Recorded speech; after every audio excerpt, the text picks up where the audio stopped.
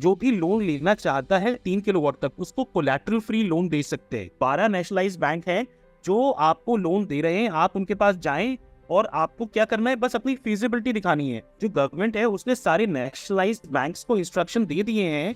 देखो, net metering वहां बोलेंगे जहां पे आपका सेम प्लेस ऑफ जनरेशन और सेम प्लेस ऑफ कंजम्पशन हो गया। आपने एक मीटर लगा दिया क्लाइंट के यूनिडायरेक्शनल मीटर को हटाकर, पर वर्चुअल इसलिए क्योंकि वो साइट्स आपस में ज्वाइंट नहीं है।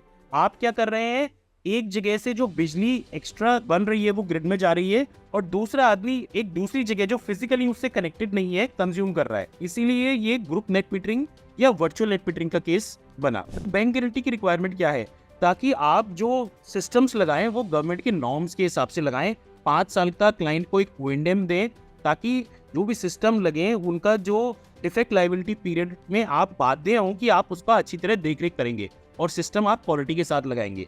तो आपने 2.5 लाख रुपए की बैंक गारंटी जमा कर दी। फर्म जो है जिसको आज आपने शुरू किया, वो भी आप उसमें उसके साथ भी एक काम शुरू कर सकते हैं, और आपने बस 2.5 लाख रुपए की बैंक गारंटी जमा करनी है। सोल प्रोप्राइटरशिप भी ये काम कर सकती है।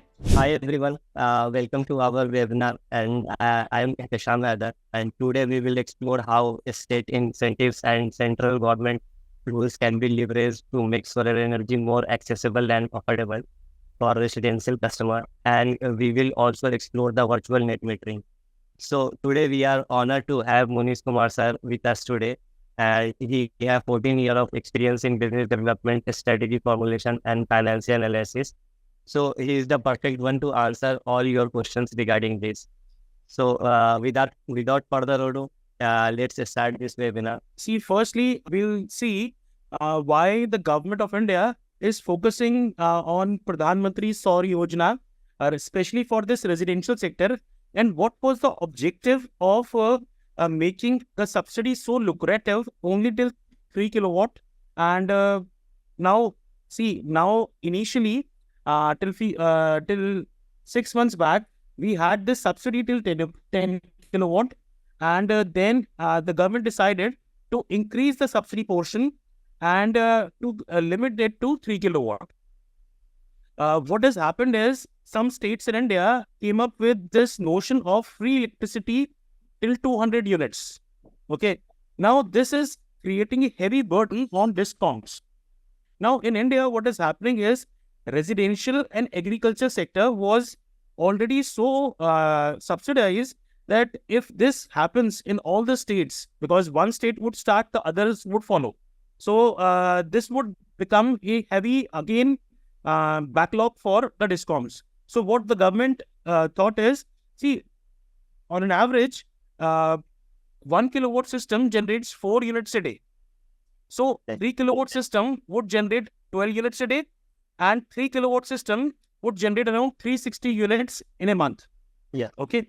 So now what happens is, supposedly, what the government came up with, they would give subsidy till 60,000 for 2 kilowatt and 78,000 for 3 kilowatt. Now this is state subsidy.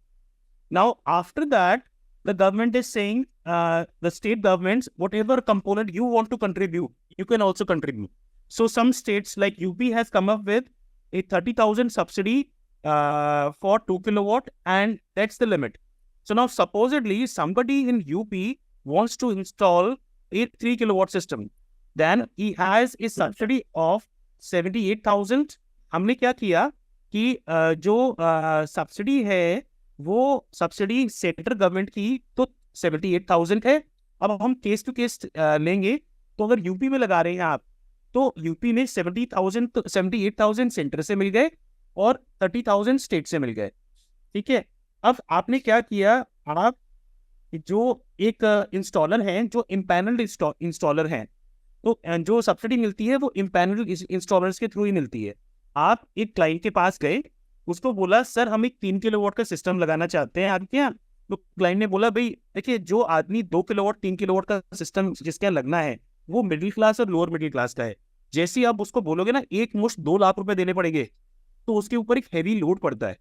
देखिए, जिनके पास है, जिनकी 25 लाख 30 लाख रुपए साल की इनकम है, उनको 2 लाख से इतना असर नहीं पड़ता, पर जिनकी साल की इनकम ही 6 लाख रुपए 5 लाख रुपए है, उनके लिए 2 लाख रुपए अमाउंट भी बड़ा अमाउंट हो जाता है। तो अब क्या हुआ, आपने बोला कि सर आपको तो 2 लाख रुपए देना पड़ेगा, तो इसीलिए ये एक बॉटलनेक बन जाता है। ठीक है, इसीलिए हमारे यहाँ रेजिडेंशियल रूफटॉप स्केल अप नहीं कर पाया। अब क्या हुआ, गवर्नमेंट ने ये बॉटलनेक समझे, जो गवर्नमेंट है उसने सारे नेशनलाइज्ड बैंक्स को इंस्ट्रक्शन दे दिए हैं कि आप जो है जो भी लोन लेना चाहता है 3 किलोवाट तक, उसको कोलैटरल फ्री लोन दे सकते हैं। ठीक है, पहले तो वो 3 किलोवाट की फाइल ही नहीं ले रहे थे। अब मैंने अपनी प्रेजेंटेशन में आपको बताया है, वो नेशनल पोर्टल पे मेंशन्ड है कि आपके पास करीब करीब 12 नेशनलाइज्ड बैंक हैं जो आपको लोन दे रहे हैं। आप उनके पास जाएं और आपको क्या करना है, बस अपनी फीजिबिलिटी दिखानी है। बिजली बिल का जो कस्टमर नंबर आपने डाल दिया, और उसके बाद आपने क्या किया कि डिस्कॉम डिटेल्स डाल दिया और आपका फीजिबिलिटी आ जाएगा। आपने डाला कितना आपका सैंक्शन लोड है और कितना आप सोलर लगाना चाहते हैं, बस ये डिटेल्स डालनी है आपको। फीजिबिलिटी आ गया, फीजिबिलिटी के साथ आप बैंक चले गए, बैंक आपको 3 किलोवाट के लिए 2 लाख रुपए तक का लोन देगा। उसमें आपको सिर्फ 10% कंट्रीब्यूट करना है। मतलब अगर 2 लाख का भी सिस्टम का कॉस्ट आ रहा है तो 20,000 आपने दिए, बाकी आपको बैंक से लोन मिलेगा। उसमें 6 मंथ का मोरेटोरियम रहता है। मोरेटोरियम क्या होता है कि 6 मंथ तक आपको जो अभी आपको EMI नहीं देना है, इंटरेस्ट आपका लगेगा। अब देखिए यहाँ पे क्या है, बैंक लोन स्कीम्स। अब इसमें देखिए लोन अमाउंट है 2 लाख रुपीस का। ठीक है, तो 10 ईयर्स है, 10 ईयर्स का मोरेटोरियम, 6 मंथ्स का। अब मान लीजिए वैसे तो अगर आप 3 किलोवाट का सिस्टम लगाते हैं तो 1,80,000 1,90,000 में बहुत अच्छी तरह लग जाता है। तो हमने माना कि वो 1,90,000 का ही लगा हमारा। अब देखिए 6 मंथ्स के अंदर आपकी जो सब्सिडी है, आजकल 3 महीने के अंदर स्टेट और सेंटर की सब्सिडी दोनों आ जाती है। अगर आप यूपी नेडा के उस पर जाएंगे रूफटॉप पोर्टल पे, तो उसमें मेंशन्ड है कि subsidy list number 26, subsidy list number 25, customer wise वो मेंशन कर देते हैं। आपको कुछ नहीं करना है, नेशनल पोर्टल पे अप्लाई करना है, वो सारा डेटा नेशनल पोर्टल से उठा लेते हैं। तो आपके पास देखिए 1,90,000 में से 1,08,000 की तो आपकी सब्सिडी आ गई। ये इसमें मोरेटोरियम 6 मंथ्स का है, तो आपकी 1,08,000 की सब्सिडी आ गई। आपके कितने पैसे बचे, 82,000 रुपीज। अब 82,000 आपका 10 ईयर्स का लोन टाइम है। ठीक है, तो आप 3 किलोवाट में आपकी रफली 2,500 से लेके 3,000 रुपीज की इलेक्ट्रिसिटी सेव हो रही है। आपको देने कितने हैं, आपको सिर्फ 1,000 रुपए महीना देना है, बल्कि उससे भी कम। अगर आपको 7% का इंटरेस्ट अगर लग रहा है तो आपको करीब 950 रुपए के आसपास देने हैं। ठीक है, तो this is a very very good model for EPC players also, क्योंकि अब EPC प्लेयर ना उसको सब्सिडी डायरेक्टली बैंक से मिल जाएगी जैसे ही प्लांट कमीशन होगा। तो ये हमारे लिए भी अच्छा मॉडल हो गया है और कस्टमर के लिए भी अच्छा मॉडल हो गया है। 1,000 रुपए देकर वो 3,000 की बिजली कंज्यूम कर रहा है। तो 360 यूनिट में से एक तरीके से देखिए 240 यूनिट्स तो उसके फ्री हो गए ना। मान लीजिए 360 यूनिट बन रहे हैं। ठीक है, और मान लो आपकी 7 रुपए की भी बिजली है। ठीक है, तो 360 यूनिट में 7 रुपए की बिजली रफली 2,700 रुपए के आसपास पड़ी। अब 2,700 इंटू 2,600 रुपए, तो 1,000 रुपए दे रहे हो, 2,600 की बिजली ले रहे हो। वो आज है और 10 साल बाद तो ये डेल्टा बढ़ता ही जाएगा। जैसे उत्तराखंड है, उत्तराखंड में तो और भी अच्छी स्कीम है। उत्तराखंड में क्या है कि वहां पे जो सब्सिडी है वो स्टेट की भी सब्सिडी काफी ज्यादा है, सेंटर की तो 78,000 पे आपकी फिक्स हो गई। तो अब इसी तरह अब गवर्नमेंट ने भी ना जो ऑनलाइन सब कुछ हो गया है। आप फिजिबिलिटी ऑनलाइन मिल रही है आपको, क्या कहते हैं, जब आपका प्लांट कमीशन हो जाएगा वो भी ऑनलाइन आपको सब कुछ पता लग रहा है। ये जो इसमें नेट मीटरिंग की भी फैसिलिटी है। अब नेट मीटरिंग में क्या होता है, जैसे खासकर रेजिडेंशियल सेक्टर में नेट मीटरिंग इतनी इंपॉर्टेंट रोल क्यों प्ले करता है। आप देखिए क्या होता है कि कभी कभी दिन में इतना लोड नहीं होता रेजिडेंट्स के पास, और जो उनका इलेक्ट्रिसिटी कंजम्पशन है वो शाम को 5 बजे से लेके रात तक, मतलब रात को 12-11 बजे तक या फिर सुबह 2-3 बजे तक वो ज्यादा रहता है। तो उसमें क्या हुआ कि आपका अगर दिन में लोड नहीं है तो आपने जो यूनिट्स ग्रिड को दी, ग्रिड एक्सेस बैंक और मतलब battery bank, virtual battery bank, और जब आपने कंज्यूम किया तो आपका जो महीने का बिल आता है वो नेट मीटर के हिसाब से आता है। आपने कितने यूनिट्स इलेक्ट्रिसिटी डिपार्टमेंट से लिए, सपोजिटली आपने 1,000 यूनिट लिए और 600 यूनिट दिए, तो आपका 400 यूनिट का बिल आ जाता है। अब ये तो हो गया हमारा नॉर्मल नेट मीटरिंग के साथ रेजिडेंशियल स्कीम। अब इस रेजिडेंशियल स्कीम में या फिर नॉर्मल नेट मीटरिंग में एक प्रॉब्लम भी है। जैसे आप ज़्यादातर लोग सोलर में ही काम करते हैं, और उसमें क्या होता है, जब भी हम किसी क्लाइंट के यहाँ साइट सर्वे करने के लिए जाते हैं, हम देखते हैं कि क्लाइंट का सैंक्शन लोड कितना है, अब मान लीजिए सैंक्शन लोड 10 किलोवाट है और वो उसके पास रूफ स्पेस बहुत ज़्यादा है, वो 15 किलोवाट का प्लांट लगाना चाहता है, तो 95% स्टेट्स में या 90% स्टेट्स में जो मैक्सिमम लिमिट रखी गई है वो सैंक्शन लोड इन किलोवाट के बराबर रखी गई है। कुछ स्टेट में 80% भी रखी गई है और कुछ स्टेट्स में जैसे यूपी और उत्तराखंड में ऐसा है कि आप मैक्सिमम मान लीजिए 10 किलोवाट का सैंक्शन लोड है तो 10 किलोवाट का ही प्लांट लगा सकते हैं। तो अब जैसे दिल्ली जैसी स्टेट, दिल्ली में क्या है कि कई बार क्लाइंट का जो सैंक्शन लोड है वो 5 किलोवाट 10 किलोवाट होता है, पर हम रूफ पे देखते हैं स्पेस ही नहीं है। तो अब यहाँ पे नेट मीटरिंग में तो मैंने आपको समझाया कि हमारा यूनिट एडजस्टमेंट हो जाता है, पर वहाँ पे सिस्टम जो जहाँ से जनरेशन हो रहा है और हमारा जो कंजम्पशन है वो एक सेम लोकेशन पे होता है। अब वर्चुअल नेट मीटरिंग में क्या हुआ, अब जैसे दिल्ली जैसी स्टेट है वहाँ पे जो ये प्रॉब्लम मैंने आपको बताई कि रूफ स्पेस की जो प्रॉब्लम है, अब उसको हम वर्चुअल नेट मीटरिंग के थ्रू कैसे, अभी आप दिल्ली की पॉलिसी देखेंगे उसमें वर्चुअल नेट मीटरिंग आ गई है, तो उसमें हम वर्चुअल नेट मीटरिंग को कैसे हम ओवरकम कर सकते हैं कि हमारे पास एक कस्टमर, इसमें अभी के लिए सिर्फ सेम डिस्कॉम में हम लोग वर्चुअल नेट मीटरिंग का कंसेप्ट लाए हैं।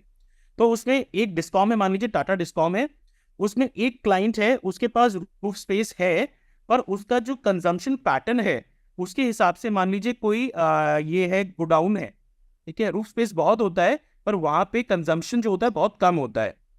तो वहाँ पे उन्होंने क्या किया है, you can put up A plant on that godown, ठीक है, चाहे सैंक्शन लोड आपका कम है उससे ज़्यादा भी आप पुट अप कर सकते हो। आप जितना एक्सपोर्ट करोगे वो आपका आ गया कि आपका एक्सपोर्ट इतना है, इंपोर्ट इतना है और आपके पास एक्स्ट्रा यूनिट ये बची हैं।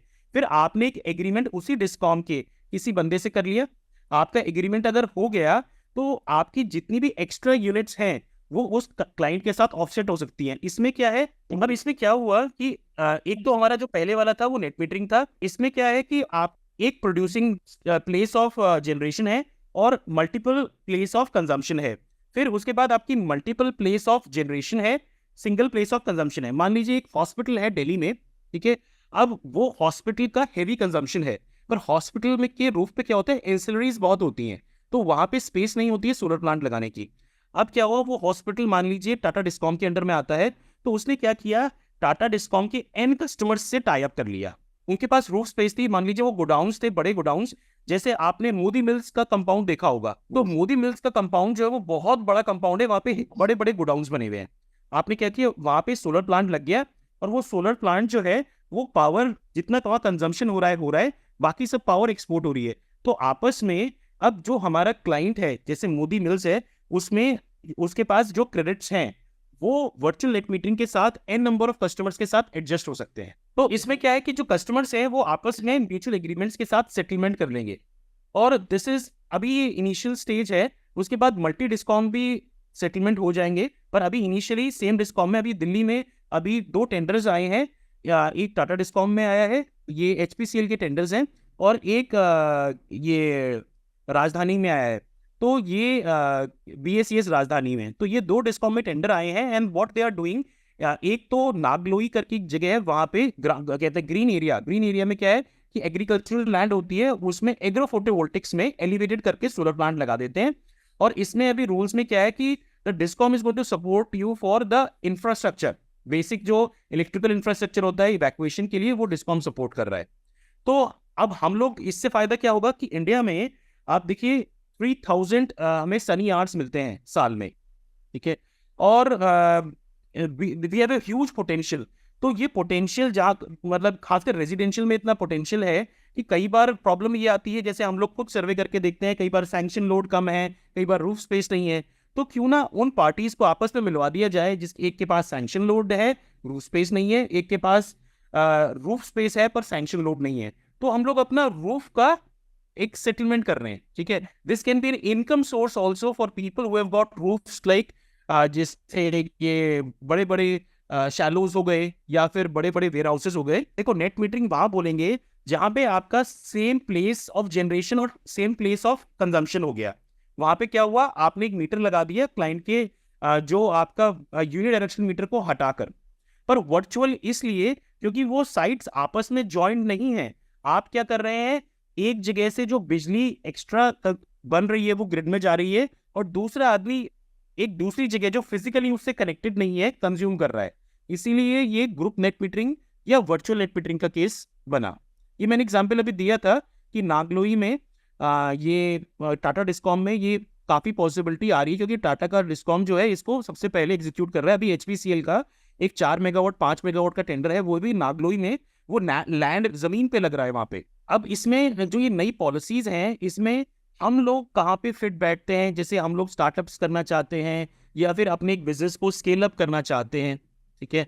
तो जैसे मान लीजिए कोई नोएडा में आता है, और नोएडा में आपको सबसे पहले, अगर आप इन स्कीम्स में, जो गवर्नमेंट की स्कीम्स हैं उसमें आप पार्टिसिपेट करना चाहते हैं, तो आपने क्या किया, एक 2.5 लाख रुपए की बैंक गारंटी।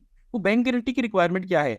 ताकि आप जो सिस्टम्स लगाएं वो गवर्नमेंट के नॉर्म्स के हिसाब से लगाएं, 5 साल का क्लाइंट को एक विंडम दें, ताकि जो भी सिस्टम लगे उनका जो एक तरीके से वो डिफेक्ट लाइबिलिटी पीरियड में आप बाध्य हों कि आप उसका अच्छी तरह देख रेख करेंगे और सिस्टम आप क्वालिटी के साथ लगाएंगे। तो आपने 2.5 लाख रुपए की बैंक गारंटी जमा कर दी। फिर आपने एक स्टार्ट, मतलब एक फर्म जो है जिसको आज आपने शुरू किया, वो भी आप उसमें उसके साथ भी एक काम शुरू कर सकते हैं, और आपने बस 2.5 लाख रुपए की बैंक गारंटी जमा करनी है। सोल प्रोप्राइटरशिप भी ये काम कर सकती है, और काम शुरू कर दिया। अब आप मान लीजिए एक जगह जाएं, एक लोकेशन पे जाएं, आप क्लाइंट से बोलें कि सर आपको जो बिजली है ना, आपको बस आपको 200, आपको शुरू में 150 यूनिट फ्री मिलेंगी। हम बिजनेस मॉडल कैसा बना सकते हैं? हमने बोला आप सोलर प्लांट लगाए और 150 यूनिट फ्री पाए, ठीक है? अभी इनिशियली आपने क्या किया, क्लाइंट को आपने बैंक के साथ टाई अप करा दिया। क्लाइंट ने 20,000 रुपीज दिए और बाकी उसका बैंक के साथ टाई अप हो गया। अब बैंक के साथ टाई अप हो गया तो उसको बाकी जब आपने सिस्टम लगाया, तो उस आपको ना इनिशियली आपके पास 3-4-5 लाख रुपए का वर्किंग कैपिटल होना चाहिए। फिर आपने एक सिस्टम लगाया वहां पर, तो उसको लगाने के बाद आपको बैंक ने पेमेंट कर दिया, ठीक है? और क्लाइंट का EMI शुरू हो गया। अब आप देखिए, अगर आपने नोएडा में लगाया है तो 1,80,000 में से 1,08,000 रुपए तो उसको 3 महीने के अंदर सब्सिडी आ गई, तो 6 महीने का मोरेटोरियम है। तो एक तरीके से आप समझिए कि सिर्फ 72,000 रुपए उसको 10 साल में देने हैं। अगर 360 यूनिट में वो 160 यूनिट को वो 5 रुपए 6 रुपए के हिसाब से भी देता है, आजकल 7 रुपए डोमेस्टिक में हो गया है यूपी में, तो तब भी जो है बाकी उसकी 200 यूनिट फ्री है। तो उसको इस तरीके से कैलकुलेशन समझाएंगे तो वो एक बिजनेस केस आपका अच्छा बनेगा। सर यहाँ पे मैं एक क्वेश्चन करना चाहूँगा कि कोई कस्टमर बैंक से लोन ले रहा है या कंपनी टाई अप करवा रही है, तो क्या इसके साथ कोई रिस्क एसोसिएटेड है लोन लेने पे? क्योंकि बहुत सारे कस्टमर्स लोन लेने से डरते भी हैं, तो क्या सोलर लोन लेने में कोई रिस्क नहीं, देखिए क्या है, देखिए पहले क्या था, बैंक जो थे ना, ये 2 लाख रुपए के लोन देते ही नहीं थे, क्योंकि आप समझिए बैंक का जो भी ये प्रोसेस है, बैंक चाहता है कि एक बड़ी फाइल लगी हो, एटलीस्ट 1 करोड़ की, 50 लाख की। पर अब गवर्नमेंट ने जब से मैंडेट दिया है, ये कोलेटरल फ्री लोन है। अब आप इसमें क्या है, वो आपका असेट जो है वो 2 किलोवाट का सिस्टम वही प्लेज हुआ है, ठीक है?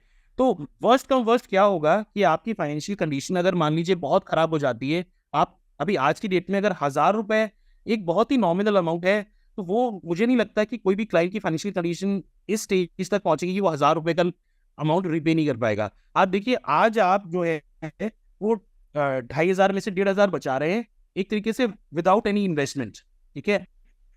क्योंकि आपके 2,500 रुपए तो बच रहे हैं बिजली से, और धीरे धीरे जैसे टाइम बीतेगा, आप 10 साल का आपका लोन पीरियड है, आपका ये अमाउंट बढ़ता जाएगा, 10 साल बाद सिस्टम फ्री है। तो एक तरीके से गवर्नमेंट ने इसको इनडायरेक्टली 200 यूनिट फ्री करने की जगह ये हमें ही उस इंसेंटिवाइज किया है कि हम सोलर लगाकर अपनी 200 यूनिट फ्री कर लें। तो इसमें क्या है कि आप इस बिजनेस को, तो हम लोग को अगर 4-5 लाख रुपए का भी वर्किंग कैपिटल हुआ, जो रोटेटिंग कैपिटल है, अगर मान लीजिए आप इसको स्केल अप करना चाहते हैं, तो आप बैंक से एक शॉर्ट टर्म 10 लाख रुपए का लोन लें और 5-5, 6-6 सिस्टम लगाकर इसको स्केल अप कर सकते हैं काम को। जो लोग रेस्को में काम कर रहे हैं उनके लिए ना वर्चुअल नेट मीटरिंग ये बहुत ही मजेदार स्कीम हो सकती है, खासकर दिल्ली के लिए। दिल्ली में क्या है कि आप देखिए, जो कमर्शियल एंटिटीज हैं वो 10-10 रुपए का टैरिफ दे रही है। अब मान लीजिए आपने किसी अच्छी कमर्शियल एंटिटी के साथ टाई अप किया, मैं आपको आज बता देता हूँ, पब्लिक डोमेन में है कि राजीव गांधी हॉस्पिटल जो है, वो हमें लगता था कि ये गवर्नमेंट इंस्टीट्यूट है, बट एक ये सेमी गवर्नमेंट, मतलब उसमें गवर्नमेंट का शेयर ना के बराबर है। वो they are looking for 5 megawatt virtual net metering के लिए वो लुकआउट कर रहे हैं, क्योंकि दिल्ली में वो कोई लिमिट नहीं है। तो they are looking for an number of parties. आप 200 किलोवाट लगाओ, आप राजीव गांधी कैंसर हॉस्पिटल जो है उसको 6 रुपए यूनिट में पावर दे सकते हो। They are ready for to pay 6 rupees per unit. ठीक है, अब राजीव गांधी जो है वो जिस डिस्कॉम में आता है, आपको वो चेक करना है कि वो कौन से डिस्कॉम में आता है। आप देखिए आजकल जो पीपीए हो रहे हैं प्राइवेट पार्टीज के साथ, वो 4 रुपए 4.5 रुपए पे हो रहे हैं पीपीए। ये आपको 6 रुपए देने को तैयार है, क्योंकि एक कॉमर्शियल एंटिटी होने के कारण इसको दिल्ली में पावर 10 रुपए की पड़ रही है। This is a very good case for anybody. और अब क्या है कि अगर एक कंज्यूमर है तो वो वर्चुअल नेट मीटरिंग में 10 प्रोड्यूसर्स के साथ भी कॉन्टेक्ट कर सकता है। ठीक है, वो 100 के साथ भी कर सकता है, कोई लिमिट नहीं है। जी, तो मैं ये जानना चाह रहा था सर, इसमें यूटिलिटीज जो कंपनीज है उनका क्या रोल होगा वर्चुअल नेट मीटरिंग में? हाँ, देखिए अभी के लिए ना, to simplify the procedure, virtual net metering में हम लोगों ने सेम डिस्कॉम को रखा है। उससे ना एडजस्टमेंट मैकेनिज्म बहुत सिंपल रहता है। जैसे मान लीजिए आपकी जो यूटिलिटी है जिसको पावर चाहिए वो टाटा डिस्कॉम में आती है या बीएसईएस राजधानी में आती है, और आपने जिन जिन फैसिलिटीज पे सोलर प्लांट लगाए तो वो सेम डिस्कॉम में आती हैं। तो जब जो सेम डिस्कॉम होगा ना, तो उसको पता होगा कि भाई इसका इतना एक्स्ट्रा है और वो उसी की फाइनल बुक्स में आ रहा होगा, और इसके पास इतने क्रेडिट्स अवेलेबल हैं, तो इसको इतने क्रेडिट्स हमारे इस वाले क्लाइंट को ट्रांसफर हो सकते हैं। ठीक है, जैसे यही बात हुई कि आपने एक बैटरी में पावर डाल दी, उस बैटरी से दूसरे आदमी ने ले ली। ठीक है, पर जितनी आप पावर डालेंगे उतनी ही दूसरा आदमी एक्स्ट्रा पावर डालेंगे अपनी, उतनी ही दूसरा आदमी को मिल पाएगी, जो आपका आपस का एग्रीमेंट है। बाकी अगर उससे ज्यादा होगी तो वो डिस्कॉम उसको उसी हिसाब से चार्ज करेगा जो उसका रेगुलर टेरिफ है। तो अगर कोई कस्टमर अपना पैसा लगा रहा है, फाइनेंस कर रहा है किसी कम्युनिटी सोलर प्रोजेक्ट में, और वो यूटिलाइज नहीं कर पा रहा है, तो क्या उसको चार्ज के बदले में दिया जाएगा? वो कौन देगी, कंपनी देगी या यूटिलिटी देगी? मान लीजिए एक सोसाइटी है, उस सोसाइटी बोलती है कि भाई हमारा तो जो कंजम्पशन है वो बहुत कम है, या फिर मान लीजिए गोडाउन ही है। ठीक है, और वो गोडाउन का कंजम्पशन तो ना के बराबर है। हमने क्या किया, अपने पैसे से उस गोडाउन पे एक सोलर प्लांट लगा दिया। ठीक है, और वो गोडाउन जो था सेम डिस्कॉम में फॉलो कर रहा है, जिसमें राजीव गांधी कैंसर हॉस्पिटल है। ठीक है, अब राजीव गांधी कैंसर हॉस्पिटल की रिक्वायरमेंट है 6 मेगावाट की। अब उस गोडाउन पे मैंने 2 मेगावाट का सोलर प्लांट लगा दिया। ठीक है, अब वो उसकी जो रिक्वायरमेंट थी वो सिर्फ 300 किलोवाट थी। बाकी जो पावर है, मान लीजिए 300 किलोवाट के जो पावर, जो मेरा गोडाउन है उसकी रिक्वायरमेंट 300 किलोवाट है, तो मेरी एट द इंस्टेंट, ठीक है, 1700 किलोवाट की पावर मेरे पास अवेलेबल है। वो 1700 में कभी दिन में 1200 अवेलेबल रहेगी, कभी 1000 रहेगी, कभी 1400 भी रहेगी, कभी 300 भी रहेगी। पर वो पावर मेरी जो स्टेट के पास वो डिस्कॉम में चली गई, उसकी मेरी एक तरीके से बैंकिंग हो गई, और वो पावर उतनी ही पावर जितनी मैंने नेट मीटर, मतलब मेरे मीटर के थ्रू उसके पास गई है, वो 6 रुपए में हुआ। तो अगर मैं 4.5 रुपए में पीपीए करता हूँ तो मेरा पे बैक पीरियड करीब 10 साल का आता है। दिल्ली में जनरेशन कम है थोड़ी सी, 12.5 से 13 लाख के बीच में है। तो अगर मैं 6 रुपए में पीपीए करूंगा तो मेरा जो पे बैक पीरियड है, अब देखिए कितना जल्दी आ जाएगा। ये विन विन फॉर एवरीबडी है।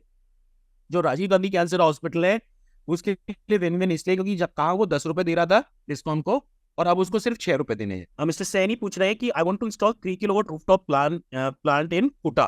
तो कोटा में देखिए अभी स्टेट की तो कोई इंसेंटिव नहीं है, सेंट्रल गवर्नमेंट का 78,000 का इंसेंटिव है।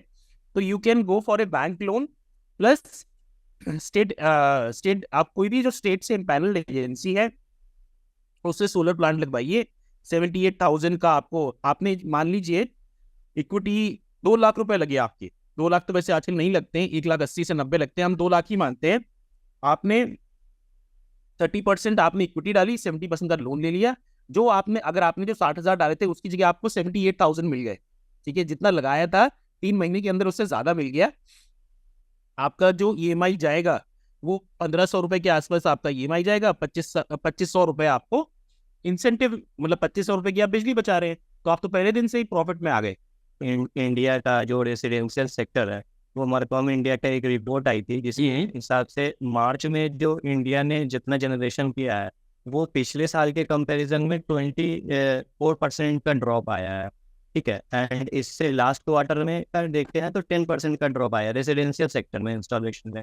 तो इसका क्या रीज़न हो सकता है? क्या लोग अभी भी अवेयर नहीं है, या कुछ रूल्स रेगुलेशन हमें और भी चेंज करना पड़ेगा? क्योंकि गवर्नमेंट ऑलरेडी इतने सारे इंसेंटिव प्रोवाइड कर रही है, स्टिल ये ड्रॉप हुआ है। ये ड्रॉप के ना काफी कारण भी हो सकते हैं, क्योंकि जो अवेयरनेस है अबाउट द इंसेंटिव स्कीम्स वो बहुत कम है।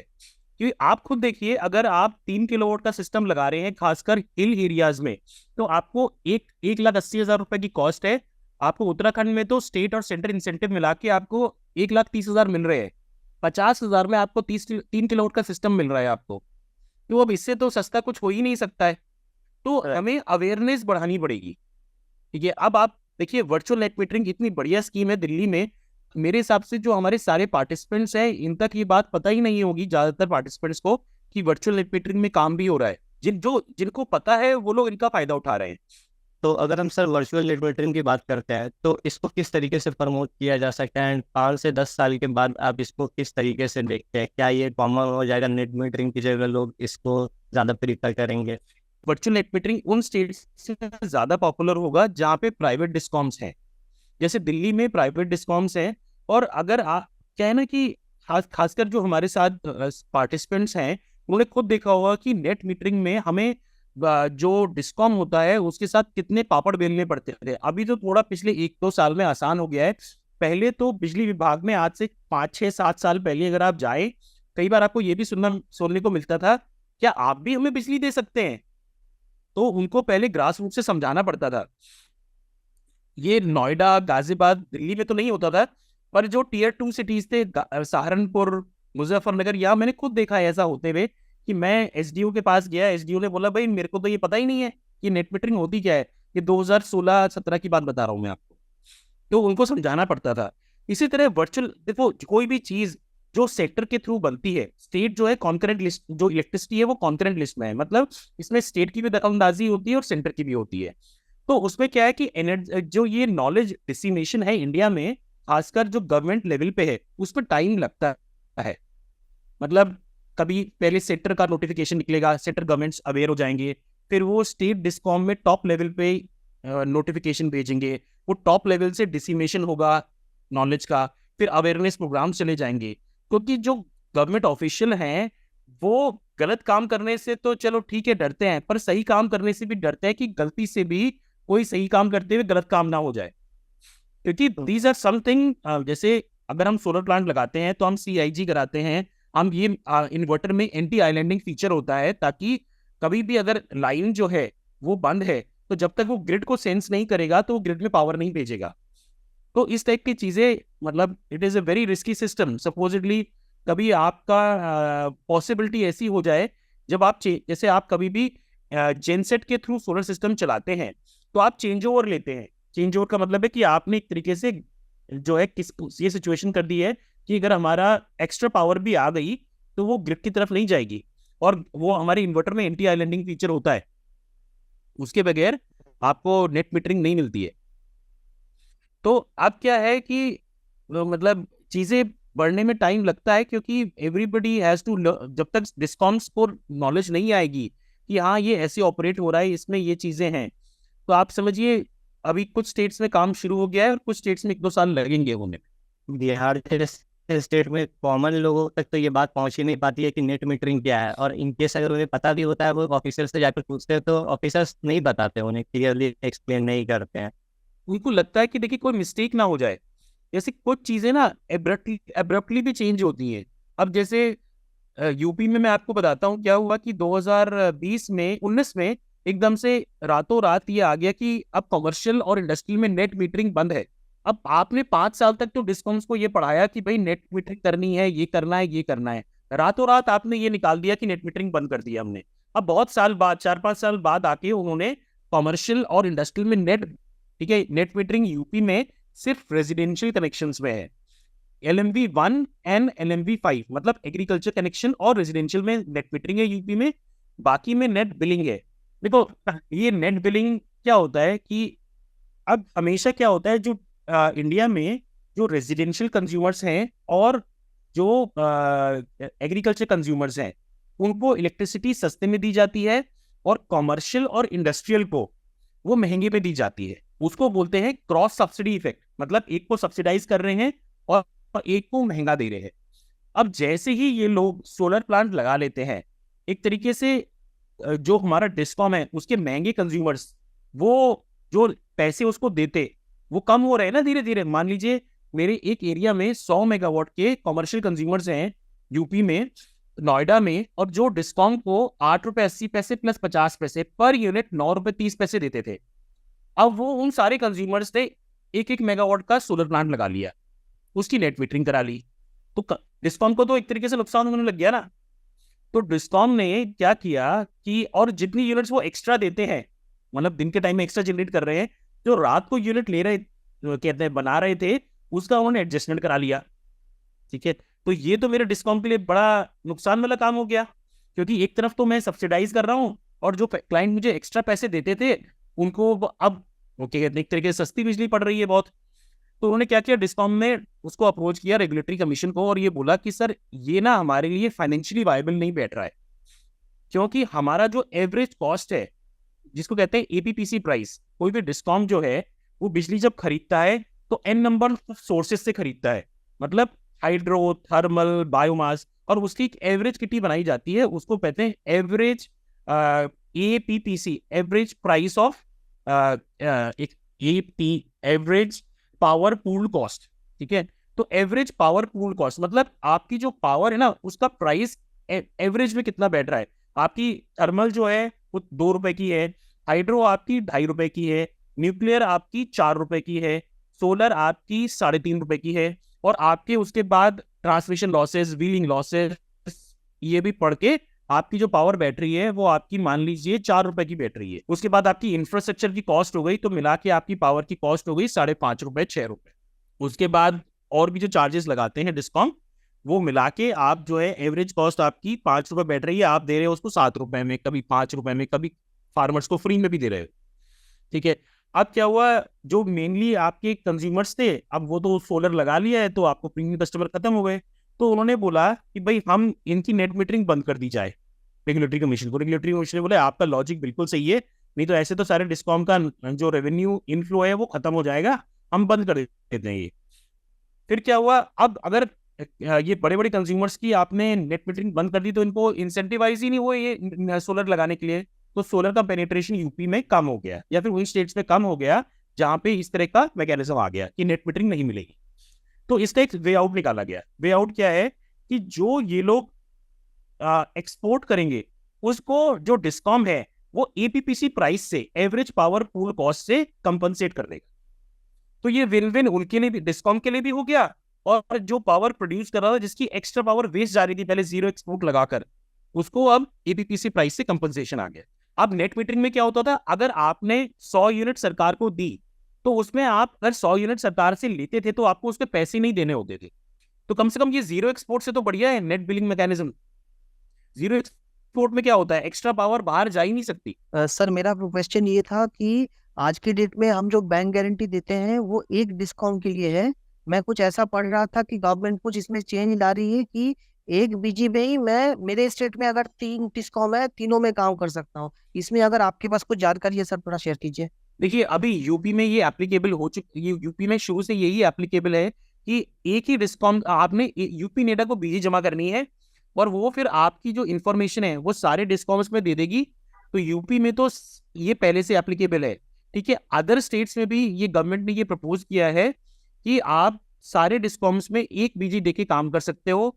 और एक और चीज आने वाली है अभी, अगर आप ऑल ओवर इंडिया काम करना चाहते हो, सारी स्टेट्स में काम करना चाहते हो, सारे डिस्कॉम्स में काम करना चाहते हो, तो कंबाइंड एक बीजी दे सकते हैं 25 लाख रुपीस की, पर एक स्टेट के लिए आपको सिर्फ 2.5 लाख रुपए देने होंगे। अब बैंक के लोन्स है, क्या ये हाउसिंग सोसाइटीज के लिए एप्लीकेबल है या इंडिविजुअल्स के लिए एप्लीकेबल है? हाउसिंग सोसाइटी के लिए भी एप्लीकेबल है, बल्कि हाउसिंग सोसाइटी में पीएम सौर योजना में बहुत ही अच्छी स्कीम आई है। मान लीजिए आप एक हाउसिंग सोसाइटी में, तो वो 500 किलोवाट के सोलर प्लांट में 18 रुपए सब्सिडी है।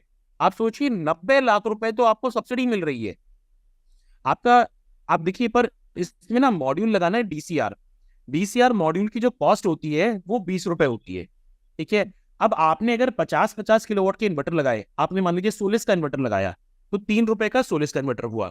आईएनसी पीओएस की कॉस्ट जो है आप 12 रुपए मानिए, ठीक है। तो आपकी टोटल कॉस्ट जो है जीएसटी के साथ 35 से 36 रुपए हो गई। अब 36 रुपए आपकी कॉस्ट हो गई, 18 रुपए की आपकी सब्सिडी हो, तो आप देखिए 50% तो आपका सब्सिडी से निकल गया है। तो इसमें तो 3-4 साल में पेबैक आ जाएगा आपका। सोसाइटी को भी लोन दे रहे हैं और 5 साल का फ्री ओएनडीएम होता है, तो 5 साल में तो ये कब का बहुत आराम से पेबैक आ रहा है आपका। तो ये तो 5 ईयर के लोन में ही वायबिलिटी आ जाएगी इसकी। मैं ये वाली जो है ये आप सोसाइटीज में पिच कर सकते हैं। ये सब्सिडी स्कीम जो है ये ऑनलाइन भी अवेलेबल है। पीएम सौर योजना आप खोलिए, उसमें लिखा है रेजिडेंशियल के लिए 3 किलोवाट है और रेजिडेंशियल सोसाइटीज के लिए क्यूमुलेटिव आप पर कॉमन मीटर पे होना चाहिए। ये जो 500 किलोवाट तक का है ये मेन मीटर पे नहीं, कॉमन यूटिलिटी मीटर पे। अगर आप जैसे बहुत सारे कॉमर्शियल प्रोजेक्ट के लिए जाते हैं, तो जो कॉमर्शियल प्रोजेक्ट ओनर होते हैं उनका क्या पॉइंट ऑफ व्यू होता है? क्या वो सिर्फ प्राइस सेंसिटिव होते हैं या उनके और भी प्रॉब्लम्स होते हैं जो वो आंसर एक्सपेक्ट करता है किसी भी बिजनेस डेवलपर से या जो कंपनी जा रही है उनके पास? बिल्कुल बिल्कुल। देखिए जो बिजनेसमैन होता है ना, उसकी सोच ना बहुत अलग होती है। जो रेजिडेंशियल कस्टमर है वो कहता है कि मेरे को अपने बिजनेस से इतना फायदा होता है पैसे लगाकर, ठीक है, तो मैं आपके प्रोजेक्ट में पैसे क्यों लगाऊं, सोलर में पैसे क्यों लगाऊं, मेरा तो कैपिटल ब्लॉक हो रहा है, ठीक है। तो आपने उसको अब आपने देखना है वहां पर कि कस्टमर की क्रेडिबिलिटी कैसी है। जैसे आजकल सबसे बढ़िया आसान तरीका जो निकला है वो है कि हमने क्रिस्टल, इकरा, केयर, ये 3 रेप्यूटेड क्रेडिट रेटिंग एजेंसीज हैं। अब मान लीजिए आप देखते हैं कस्टमर का जो सैंक्शन लोड है वो 1 मेगावाट है, ठीक है, ये 2 मेगावाट है। रूफ स्पेस उसकी 500 किलोवाट है, 1 मेगावाट के आसपास है। तो हम उसको प्रपोज कर सकते हैं, उसकी रेटिंग भी हमने देखा अच्छी है, ए या A positive, double A, triple B plus, क्योंकि आपकी कोई भी चीज जो ट्रिपल बी एंड अबव है उसमें बैंक आराम से फाइनेंसिंग कर देता है, ठीक है। तो हमने देखा कि भाई अच्छी इसको बैंक भी फाइनेंस कर रहा है। तो आजकल हम लोग क्या करते हैं, बैंक जो है आज पहले तो 70-30 का रेशियो था, बैंक आजकल 80-20 में भी रेडी हो रहा है। 20% पैसे अपने लगाए, मैंने 20 साल का पीपीए किया, 15 का किया या फिर 25 का किया, वो मैं देख लिया उसमें से 80% ऑफ द टेन्योर का मुझे लोन मिल गया। तो आप देखिए अगर आपने बैंक लोन के साथ अपना इक्विटी इन्वेस्ट किया तो आपका जो ईएमआई आपने ईएमआई जो है वो आपका अगर रिटर्न से जो आपका रिटर्न आ रहा है क्लाइंट से, मतलब जो जनरेशन इनटू यूनिट रेट, वो आपका जो पैसा क्लाइंट से आना हुआ जीएमआर के बाद, जॉइंट मीटरिंग रिपोर्ट के बाद, आपका वो ईएमआई से ज्यादा होना चाहिए। आप देखिए आप किस रिटर्न पे काम कर रहे हैं। आप 15% चाहते हैं, एक सिंपल मॉडल बना दिया, T=0 पे मेरा इतना कैश फ्लो है, इतना रिटर्न मेरे को आ रहा है, अब उसमें मेरा IRR कितना आ रहा है, 15% आ रहा है, 16 पे काम करना है, 20 पे काम करना है, वो आप देख सकते हो। अब मैंने आपको वर्चुअल नेट मीटरिंग की जो केस बताई जिसमें क्लाइंट 6 रुपए देने को तैयार है, तो उसमें आपका 20% का IRR आ रहा है, तो इससे बढ़िया तो केस ही नहीं बन सकते। और अब जब हमें वन कंज्यूमर के साथ मल्टी प्रोड्यूसर ऑप्शन भी अवेलेबल है वर्चुअल नेट मीटरिंग में, तो इससे तो बढ़िया केस ही नहीं है। अगर कोई कंपनी पीपीए बनाती है तो कंपनी के साइड से उसमें क्या चीजें रहती है पावर परचेस एग्रीमेंट के अंदर, ठीक है, एंड जो कंज्यूमर होता है उन्हें किन बात को ख्याल रखना पड़ेगा किसी भी एग्रीमेंट को साइन करने से पहले? पीपीए में उन्हें क्या देखे कि वो मैक्सिमम प्रॉफिट ले जा सके? पीपीए में सबसे पहले क्लाइंट क्रेडिबिलिटी चेक करेंगे, ठीक है, फिर हम लोग ये देखेंगे कि हमारा कितना कैपिटल एक्सपेंडिचर होने वाला है, इस क्लाइंट पे शेड है, आरसीसी है या ग्राउंड माउंटेड सिस्टम है।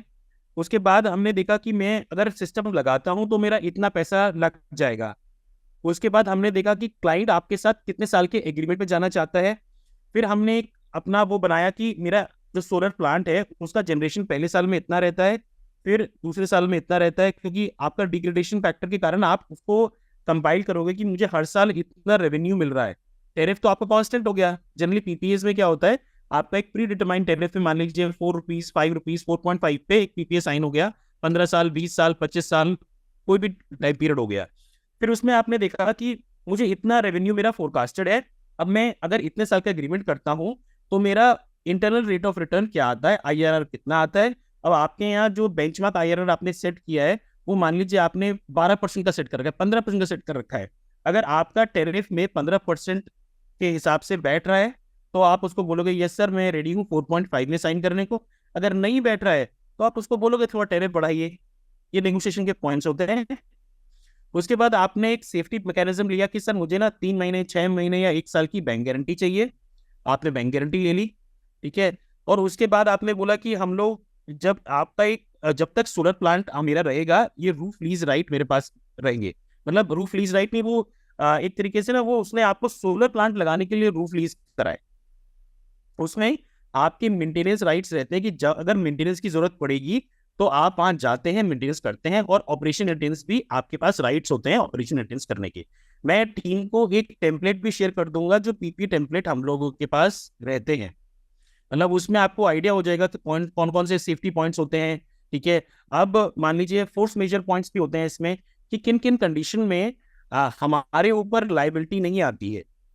हमारे ऊपर भी लाइबिलिटी आ सकती है। जैसे कुछ अच्छी कंपनीज होती हैं, अब सब लोग चाहते हैं कि उनका रूफटॉप पोर्टफोलियो बढ़े, तो एक क्लाइंट के पास 10 रेस्को प्रपोजल भी होते हैं, तो वो आपसे एक मिनिमम जनरेशन गारंटी भी मांगता है, ठीक है, कि आपकी इतनी जनरेशन जरूर आनी चाहिए।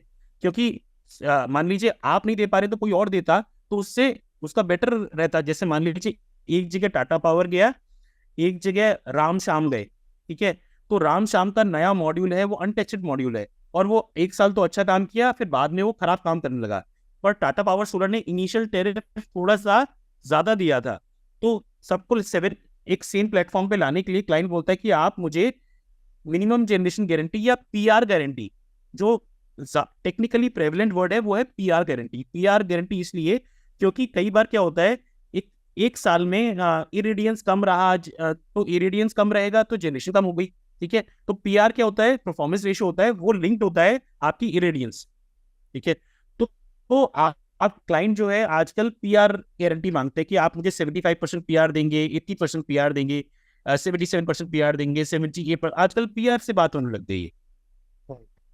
तो क्लाइंट भी बहुत अवेयर हो गए हैं, और एक टेम्पलेट में आपके साथ शेयर करूंगा, आप उससे मुझसे पूछ सकते हैं कि सर और क्या चीजें हैं इसमें जिसमें हमें ध्यान देना होता है, या फिर क्या क्या चीजें डिस्कस होती है पीपीए में। एक काम करना होता है, जैसे ज्यादातर जो डेवलपर्स हैं वो पहले केपिक्स ही करते थे। वो कोई 50 किलोवाट लगाता था, 100 लगाता था, 200 लगाता था। कई बार वो सब कॉन्ट्रैक्टर्स थे। रेस्को में बड़े प्लेयर्स बन गए हैं जो पहले सब कॉन्ट्रैक्टर हुआ करते थे। बहुत सारी कंपनीज है जो रेसिडेंशियल में स्मॉल प्रोजेक्ट्स नहीं करती है। अगर किसी कस्टमर को 2 किलोवाट लगवाना है तो वो नहीं लगाते हैं। तो इस चीज़ को गवर्नमेंट कैसे टैकल कर सकती है, या हम लोग इंडस्ट्री में कैसे इस प्रॉब्लम को सॉल्व कर सकते हैं? क्योंकि कहीं ना कहीं मोस्टली जो इंडिया में लोग हैं रेसिडेंशियल सेक्टर में, उनकी इनकम कम होती है और एनर्जी यूजेज भी कम है, तो वो 2 किलोवाट या 3 किलोवाट के लिए जाना चाहते हैं। लेकिन जो कंपनीज होती है वो ऐसे प्रोजेक्ट नहीं करना चाहिए। तो हम इस चीज़ को एज ए इंडस्ट्री पर्सन कैसे सॉल्व कर सकते हैं? देखिए हर चीज का ना सेगमेंटेशन किया हुआ है। आप देखिए यूपी में 2 किलोवाट, 3 किलोवाट, 5 किलोवाट, 10 किलोवाट लगाने के 1000 रजिस्टर्ड वेंडर हो गए हैं आज की डेट में यूपी नेडा में। 1000। आप यूपी नेडा की साइट पे जाइए, साइट में उनके होम पेज में आप देख लेंगे कि मोर देन 1000 वेंडर्स हैं। आप उनकी साइट पे जाएं, आपके एरिया में जो वेंडर काम करता है, मान लीजिए आप नोएडा में हैं, तो आप उसमें देखिए कि नोएडा में कौन कौन से वेंडर्स काम कर रहे हैं, आप उसमें से चूज करिए, ठीक है। कई बार क्या होता है, ये अवेयरनेस वाली बात है कि यूपी नेडा, अब आप देखिए यूपी नेडा ने अवेयरनेस कैंपेन के लिए टेंडर निकाले हुए हैं कि सिटी वाइज अवेयरनेस कैंपेन चलाए जाएंगे। अब ये चीज अवेयरनेस फैलेगी कौन, देखिए मान लीजिए अब कोई कंपनी है वो ओपन एक्सेस में काम करती है, सिर्फ वो रूफटॉप ओपेक्स में काम नहीं करती, कोई है जो ISTS में काम कर रही है। अब 1000 वेंडर्स है तो ये काफी अच्छी क्वांटिटी है वेंडर्स की। तो हम तो अपने स्पेसिफिक ये भी देख सकते हैं यूपी नेडा के थ्रू कि हमारे एरिया में कौन सा वेंडर काम कर रहा है।